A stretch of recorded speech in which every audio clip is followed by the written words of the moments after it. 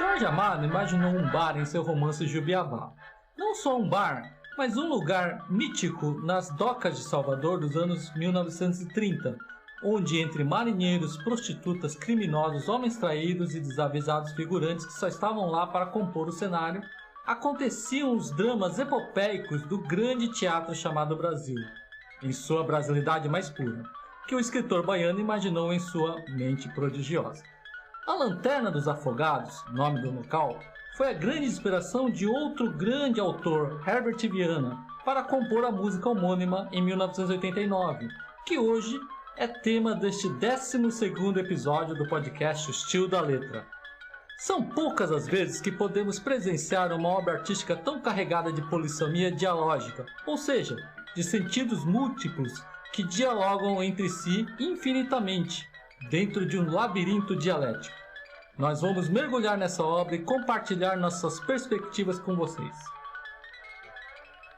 Bom, estamos aqui reunidos, André Lopes, Fred, Firmo e eu.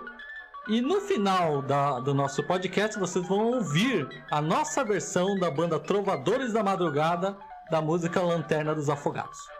Então agora, para começar essa discussão quente, nós vamos chamar o André, que fez uma pesquisa aí, etimológica sobre o termo lanterna. Na verdade, Lanterna dos Afogados remete à lanterna. E muita gente, sem ter a referência de onde esse termo Lanterna dos Afogados foi tirado, eles vão pensar logicamente no termo lanterna, como sendo aquele que está em último lugar. Porque a música traz esse sentido, é possível que a gente interprete assim a música. E aí eu fui pesquisar sobre esse termo, achei muito interessante, porque esse termo ele surge na França, em 1903, no Tour de France. Os últimos colocados, ou o último colocado dessa grande corrida de bicicleta, era chamado de lanterna. Lanterna vermelha. Por quê? Era referência à composição de trem, ao último vagão, que tinha uma lanterna vermelha, para que as pessoas soubessem que aquele era o último vagão.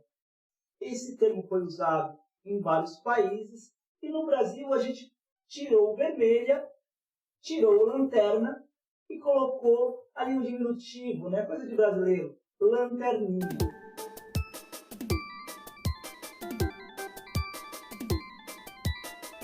Bom, então agora vamos para a parte polêmica. Essa vai para o Fred, a primeira pergunta. Fred, onde você iria quando está escuro e ninguém te ouve? Quando chega a noite e você pode chorar? Boa noite, Júlio. Boa noite, André, Firmo. Prazer rever um amigo de longa data aí que a gente não vê há muito tempo, eu particularmente. Ao Elinho que nos ouve aí à distância e a todos os nossos ouvintes aí, colegas, amigos que acompanham aqui o nosso canal. Onde eu iria quando está escuro, ninguém me ouve e quando chega a noite e eu posso chorar? Cara, eu iria pegar um disco dos Beatles, provavelmente eu pegaria Revolver, não um revólver, né? Pegaria o disco Revolver, colocaria na faixa 14, para quem tem CD, ou na última faixa do lado B, chamada Tomorrow Never Knows, colocaria meus fones de ouvido e ficaria ouvindo aquela barulheira toda e aquela invenção toda do John Lennon para afogar essas mágoas que já fazem parte do que eu sou agora. Eu pensei que você iria para a Lanterna dos Afogados. Então, eu já acho que eu já estaria lá, né?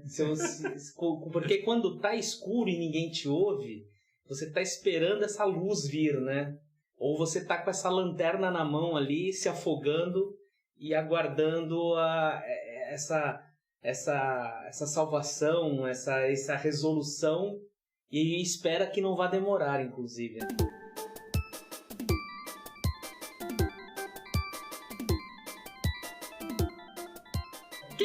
Quem não pode frequentar a Lanterna dos Afogados? A Lanterna dos Afogados é para todos. Estou fazendo essa pergunta porque o Jorge Amado, nosso autor, né, e a gente já vai entrar no Herbert Viana também, mas o Jorge Amado era um cara comunista, né, era um cara progressista, vai. Quem é progressista é menos careta, né?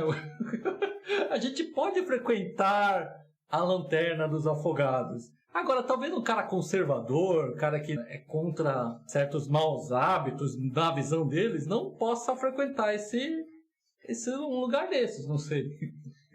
Pensando no mundo como uma seara de ideias e de transições e de diversidades, eu acho que, na verdade, cara, a Lanterna dos Afogados, dentro do contexto que você coloca aí, de repente pode ser um lugar de convergência entre as ideias mesmo, onde o conservador pode buscar junto a um progressista uma ideia mais libertadora. Sim.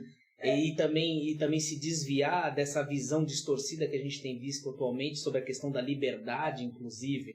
Eu acho que é um erro você pensar que um conservador também não tenha os seus desvios ou não dê as suas saidinhas, não frequente lugares onde todos estão. Talvez os fanáticos não, mas o conservador, no sentido mais político da palavra, esse pode estar nos lugares onde todos estão. Eu fico imaginando assim um desses Faria Limers, sabe? Um desses caras engravatados da Faria Lima, ele frequentando um local como esse.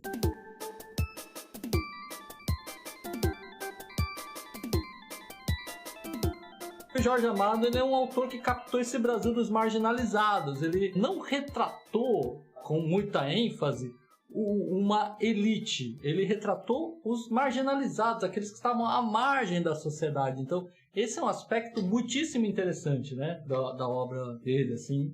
E acho que o Herbert Viana também cita alguém que está marginalizado, alguém que está perdido na letra da música. O Fred, nesse disco que o Lanterna dos Afogados está, né? Você viu que tem Jubiabá, é isso? Isso, na verdade, a música foi lançada no álbum Big Bang, de 1989, que é o 5º álbum de estúdio do Paralamas. A banda já estava bem consolidada, né? Com 4 álbuns anteriores de muito sucesso. Esse álbum teve um boom, né? Ou manteve o Paralamas ali na crista da onda com essa música, que foi regravada por muita gente. Foi regravada por Maria Gadu, foi regravada por Gal Costa, e entre outros nomes, né? Do Cássia Eller também regravou. Então essa música, ela realmente foi o carro-chefe do disco. E outra música também, só como uma informação, também é Perplexo, né? Uma música que também abre o disco, que também teve muita repercussão. E no disco consta uma canção cujo nome é Jubiabá. É a penúltima música do lado B, né? Ou para quem é como nós do tempo do vinil. Eu queria fazer uma provocação para vocês. Eu acho o Herbert Viana... provocação. Com certeza. Provocador. Eu acho o Herbert Viana o maior compositor do rock dos anos 80. Eu não sei se vocês concordam com isso. Acho que eu acho que ele briga com gente boa aí. Eu concordo com gênero, número e degrau, cara. Porque assim, o cara além de ser um excelente compositor, é um excelente guitarrista. Uhum. Sempre foi um músico virtuoso. Então, eu não tenho como dizer que ele é medíocre. Não, jamais. Não foi isso também que eu quis dizer. Só disse que ele briga, assim, ele disputa esse título com gente boa. Quem seria Fred? Só um exemplo. Pô, se a gente for... é que o André ele tocou pelo lado, assim da completude do cara, né? Uhum. Ele trouxe a questão da composição musical, da habilidade com instrumento, da questão da letra também, né? Então, assim, do ponto de vista do compositor completo, que é músico, arranjador e compositor, sim, legal. sim. Eu acho que ele tá mesmo no panteão, assim. Mas em termos de letra, por exemplo, ele pode disputar com o Raul Seixas, que nos anos 80 ainda estava ativo e fez muita coisa boa nos anos 80. Claro, também. Ele vai disputar com obviamente, com o Renato Russo. Que eu acho que essa é a grande disputa assim, no imaginário popular. O André vai querer me assassinar, mas ele vai disputar com Humberto Gessinger também. Que é mas o André grande compositor. É o compositor favorito do André, cara. Não, independente de ser o favorito do André ou não, ele não pode negar que o Humberto Gessinger é um grande compositor. O cara fez obras eu acho muito que boas. O Humberto Gessinger, ele acertou naquela música lá, deixa eu ver qual. Não é possível me lembrar. Não, desculpa, André, mas o Humberto Gessinger... Bom, ele compôs Pose. Não, ele compôs a Revolta dos Dantes. A Revolta dos Dantes. Ele compôs Longe Demais das Capitais, Infinita Highway. Pô, tem muita música boa, André. Pelo amor de Deus. O Engenho do Havaí tem uma versão horrível do Bob Dylan, que é... Negro Amor? Negro Amor. Pelo amor de Deus. Que a versão da Gal Costa... A versão da Gal Costa é infinitamente melhor do que a do... Eu não conheço a versão da Gal Costa, mas é a mesma música? Ela pegou a mesma música. Ela pegou a versão que ele fez e fez uma versão dela? Não foi ele que fez. Quem traduziu a música, quem fez aquela versão? Quem fez a versão foi o Caetano Veloso. Ah, tá. Não sabia, desculpa. Mas aí você não vai... Você não vai questionar a qualidade dele como compositor, se ele apenas interpretou a música. Sem dúvida. É só uma observação. É que eu não sabia que essa versão é uma versão.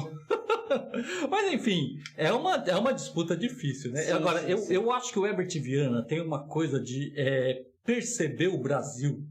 Ah, não, sem dúvida. Sabe? Sem dúvida. Cara, e eu vou te falar uma coisa. Cara, ele percebeu o Brasil de uma forma, e não só... É interessante, não só em termos de letra, essa intertextualidade que ele pegou aí com o Jubiabá, é uma coisa espetacular, mas ele também soube harmonizar música e letra numa brasilidade, sabe? Não, e ele fugiu daquela coisa que a gente tinha ali no início dos anos 80, que o protesto geralmente vinha do punk rock ou de um rock um pouco mais rústico, mais rebuscado não, né? De um rock mais visceral. E aí ele trouxe o ska, o reggae e conseguiu colocar essa crítica no que é, na verdade, o cerne e a lógica do reggae também, né? Perfeito. Eu diria que o Herbert Viana, os Paralamas do Sucesso, eles, mais do que a brasilidade, eles trouxeram a latinidade. Sim. Perfeito, é verdade. Esse flerte com os ritmos e os artistas latinos. Concordo. O Paralamas fez muito sucesso na Argentina, fora do país, e a gente não faz mais isso. Concordo. A gente perdeu assim, esse contato com os irmãos. E eu acho que essa é a diferença dele um pouco pro Renato Russo, que eu acho que o Renato Russo assim, não é pejorativo que eu vou falar, mas é uma música mais adolescente. Eu acho que foi até certo ponto, mas depois do disco 5, pelo contrário, ficou uma coisa até meio que soturna, né? Apesar de que eu acho que eu acredito que o Legião amadureceu bastante a partir do disco 4, do Quatro Estações. Ele amadureceu bastante, largou um pouco até aquele punk rock mesmo dos 3 primeiros discos. Mas eu concordo com vocês sim, principalmente na questão que o André falou, de trazer a questão de trazer para o rock brasileiro daquele momento essa coisa da latinidade que o pessoal que estava fazendo rock ele estava muito ligado nas coisas que vinham da Europa, daquele rock, do rock, do glam rock também, né? E dos Estados Unidos com New York Dolls, o Ramones, New Wave, né? A New Wave também, né? De Blonde, Talking Heads. E o Paralamas falou assim, não, vamos botar o Buena Vista Club aqui dentro também, cara, entendeu? Alagados é uma pequena obra-prima. Eu acho também. É uma pequena Principalmente, e aí entra a questão do Herbert Viana arranjador, né? Ah, sim. Porque aquele riff da introdução de Alagados é um negócio, qualquer coisa de maravilhoso, né?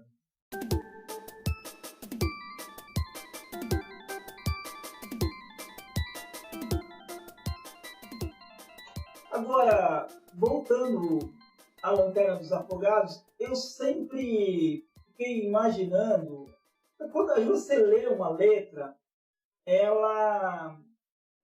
as pessoas vão construir o sentido de qualquer letra, de qualquer livro, a partir do repertório cultural dele. Então, as referências históricas, sociais, intertextuais, elas não precisam estar na cabeça de quem lê. Ele vai construir o sentido de qualquer jeito. A gente está aqui revelando alguma coisa, ou talvez a maioria das pessoas saibam que Lanterna dos Afogados é referência a um lugar descrito no livro do Jorge Amado, mas antes de saber disso, eu ficava imaginando essa Lanterna dos Afogados como um outro lugar. E aí eu pergunto para vocês, afinal, Lanterna dos Afogados é um lugar geográfico ou um lugar mítico psicológico? Que lugar é esse? É uma metáfora? É a lanterna lá do Lanterne Rouge? O que é esse Lanterna dos Afogados, afinal? Então, posto tudo que eu vi essa noite, conversando com meu amigo Júlio, que, levando em consideração que a gente tem a Lanterna dos Afogados como um local onde o Jorge Amado reúne aqueles personagens que o Júlio narra na abertura, e fazendo um contraste com o que Herbert Viana fez dessa leitura e transformou num poema e o musicou, né? Eu acredito que a gente está nesses dois lugares. A gente está num lugar físico e a gente está num lugar metafísico. O lugar físico, que também é metafísico, porque foi algo que o Jorge Amado cria, né, para ilustrar, para dar um pano de fundo para a história que ele narra no livro Jubiabá. Ao mesmo tempo, o Herbert Viana transforma esse lugar de reunião dos marginais numa coisa... Dos marginalizados. Dos marginais à lei, dos marginais à sociedade, né? Isso. Desculpe. Isso, dos marginalizados. O Herbert Viana vem e diz, e aí entra a questão da interpretação pessoal, que você bem colocou na formulação, no enunciado, que é o seguinte, aí eu vou botar a minha visão. Ele traz essa questão do lugar dos marginalizados, de onde acontecem todos esses eventos do marinheiro que vai se lança ao mar, que não tem a certeza da volta, da questão portuária ali, dos prostíbulos, da vida noturna, dos drogados, dos bêbados, todos aqueles eventos que acontecem nas noites, dos cais espalhados aí pelo mundo e nas ideias de todo mundo. O Herbert Viana vem e nos traz, ou a leitura que eu faço, ele nos traz uma pessoa, ele nos traz uma persona que me parece estar ali num momento de incertezas, de conflitos, de desespero, de angústia, aguardando que alguém veja a luz da lanterna dele se afogando e que não demore a vir trazer a salvação ali, a solução, ou tirar ele daquele lugar. Cara, eu acho que a explicação que o Fred deu aqui, ela é magnífica, cara. Eu acho que é uma explicação perfeita. Eu acho que o Jorge Amado, ele construiu um local, que é um local mítico, onde os marginalizados, eles encontram um porto seguro ali, porque em outros locais eles não são aceitos. Não haveria acolhimento. Não haveria acolhimento. Essas pessoas do mundo do Jorge Amado, que não são banqueiros, que não são bilionários donos de plataformas, ele abraça.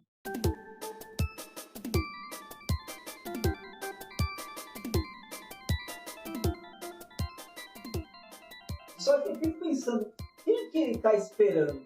Eu estou te esperando. E assim, cara, ele está esperando essa pessoa ad infinito, porque cada vez que a gente ouve a música, ele está esperando. E quem ele está esperando? Ele está esperando aquele... É que nem naquela peça do Beckett, que é Esperando Godot. Ele está esperando alguém que não vai vir. Na minha opinião, a música dá a entender que ele não vai encontrar essa pessoa, não vai pra lá. Eu acho que é essa perspectiva. Eu posso, sei lá, de repente viajar muito aqui, mas eu acho que na verdade todo mundo espera alguma coisa, né? Isso. A gente tá esperando sempre alguma coisa, esperando uma encomenda chegar. Um golpista ser preso, alguém que... esperando uma salvação. Não, esperando às vezes a salvação na mão de outra pessoa, né? Sim, também. E acho que a gente, enquanto humanos, estamos sempre na espera. Por mais que a pessoa seja muito bem resolvida e se considere muito autossuficiente, tem sempre algo. A gente está esperando uma coisa que a gente sabe que vem. A morte é uma espera que a gente está. A gente está aqui sentado esperando a morte. Às vezes a gente espera agindo, a gente às vezes espera parado, às vezes a gente espera isso desesperadamente, a gente às vezes espera sem querer que chegue também, se não vai demorar. Cara, isso dá uma... esperando a morte Essa também. Passagem que você falou aí dá uma letra de música maravilhosa, cara. Tinha que compor isso daí, que é muito bacana. De repente ele tá tão desesperado que ele tá esperando a morte e pelo amor de Deus, não demora, vem logo. Aí é uma especulação. Só que é o seguinte, aí se for isso, como o André falou, não chega nunca, não. Essa chega. E pra você, André, que é o autor da pergunta, e que portanto deve ter a resposta. Você que jogou a gente nessa fogueira, agora queime-se. Quem faz a pergunta não tem a resposta. É verdade. Não tem. Quem faz a pergunta não tem a resposta. Ou não quer falar a resposta. Quem faz a pergunta é o provocador, é aquele que não tem a resposta. Ele quer ouvir as outras respostas. É verdade, você tem razão. Então eu não tenho a resposta. Eu também estou esperando. Então ninguém tem, então. Nós três não temos. Então, André, para acabar essa entrevista, esse bate-papo, o que é a vida, André? O Antônio Bujão era sacana, né? Porque ele perguntava pro cara, e o cara fazia puta de um discurso lindo, maravilhoso, aí ele perguntava de novo. André, o que é a vida?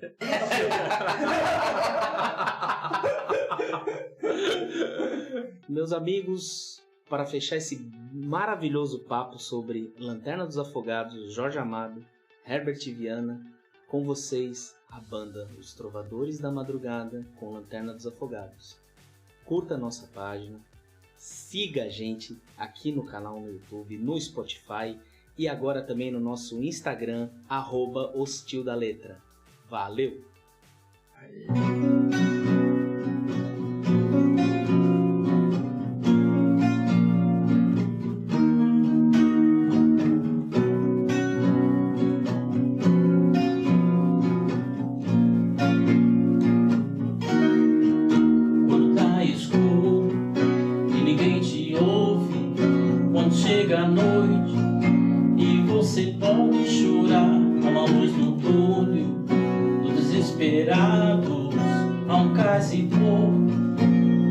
Precisa chegar, eu tô na lanterna dos afogados, eu tô te esperando, vê se não vai demorar.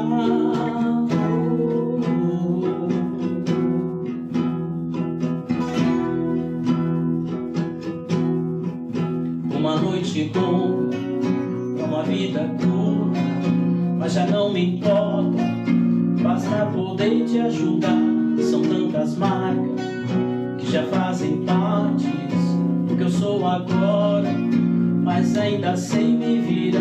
Eu tô na lanterna dos afogados, eu tô te esperando, vê se não vai demorar.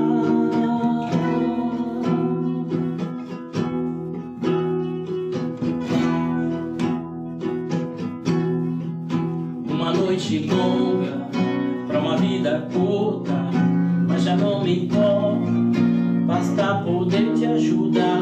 Eu tô na lanterna dos afogados, eu tô te esperando.